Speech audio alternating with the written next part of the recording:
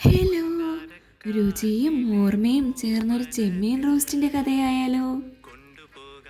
വേലം കൊണ്ടുവരുന്ന പൊടിക്കാറ്റിനെ പോലെ ചെമ്മീൻ റോസ്റ്റിന്റെ മണം വരുന്നുണ്ടായിരുന്നു അടുക്കളയിൽ നിന്ന്.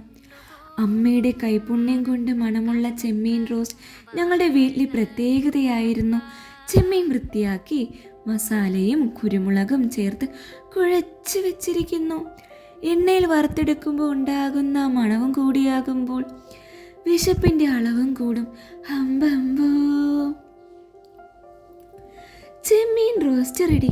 ചോറിനൊപ്പം ചെമ്മീൻ റോസ്റ്റ് കൂടിയായാൽ ആഹാരത്തിന്റെ സുഖവും കൂടും. അവസാനം വീട്ടിൽ ഒരേ ഒരു ശബ്ദം മാത്രം, ഇനി ഇത്തിരി കൂടി ഉണ്ടാകുവോ? അപ്പോൾ നിങ്ങൾക്കും ഇതേപോലെ എന്തെങ്കിലുമൊക്കെ അനുഭവങ്ങൾ ഉണ്ടായിട്ടുണ്ടെങ്കിൽ കമൻറ്റ് ചെയ്യൂ. ഇഷ്ടമായെങ്കിൽ ലൈക്കും ഷെയറും സബ്സ്ക്രൈബും ചെയ്തോളൂ. അപ്പോൾ അടുത്ത വീഡിയോയുമായി വരുന്നത് വരെ ബൈ.